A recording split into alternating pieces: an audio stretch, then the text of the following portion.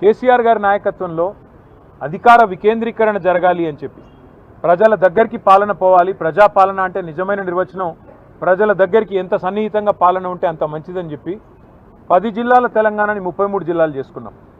కొత్త రెవెన్యూ డివిజన్లు ఏర్పాటు చేసుకున్నాం, కొత్త మున్సిపాలిటీలు, కొత్త మండల కేంద్రాలు, అట్లాగే తాండాలు గ్రామ పంచాయతీలుగా అట్లా కేసీఆర్ గారి నాయకత్వంలో ప్రజల దగ్గరికి పరిపాలన తీసుకొని పోయే ప్రయత్నం చేసినాం.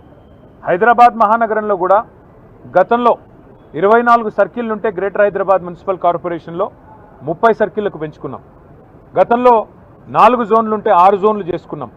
ప్రతి జోనల్ కమిషనర్కి, ప్రతి డిప్యూటీ కమిషనర్కి శాంక్షన్ లిమిట్స్ పెంచుకున్నాం. అంటే ఇవన్నీ చేసుకున్నాం, కానీ హైదరాబాద్ అస్తిత్వాన్ని మాత్రం మేము ముట్టుకోలేదు. హైదరాబాద్ అస్తిత్వాన్ని దెబ్బతీసే ప్రయత్నం చేయలేదు. ఎందుకంటే హైదరాబాద్ అనేది ఒక హైదరాబాద్ ప్రజలకు సంబంధించి కాదు, తెలంగాణ ప్రజలందరికీ గర్వకారణమైన ఒక ఐడెంటిటీ హైదరాబాద్, సికింద్రాబాద్ జంట నగరాలు. అంటే మనం చిన్నప్పటి నుంచి వింటున్న మాట,